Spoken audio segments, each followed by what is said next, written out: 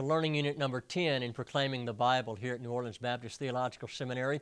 We want to continue our look and consideration of the role of your unique personality in preaching.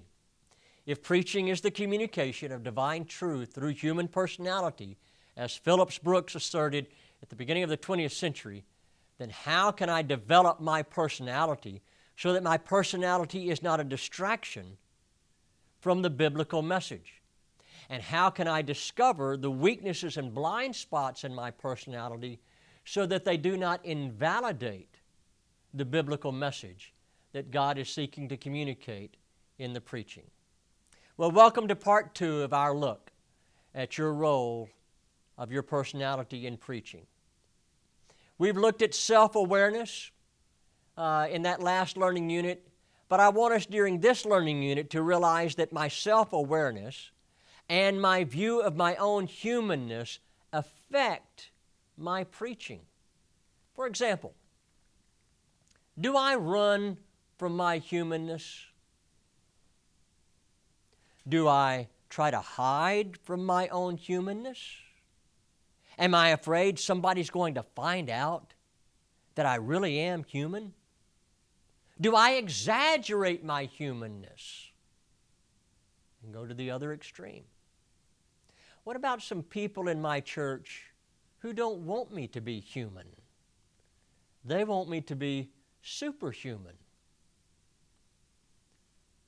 Can I accept my own humanness? During this learning unit, I want you to pay particular attention to a couple of articles we've included by Dr. Wayne Oates.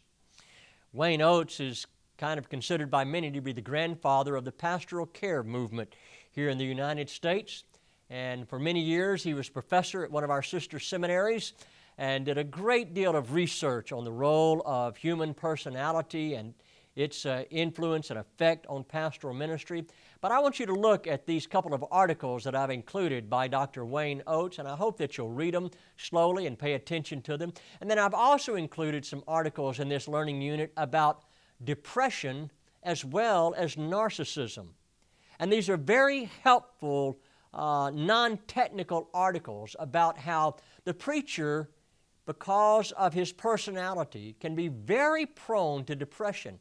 In fact, Dr. Archibald Hart at Fuller Seminary in California has done longitudinal studies of preachers as he's watched them through the decades, and he's come to the conclusion that preachers tend to be one of the most vulnerable vocations to depression.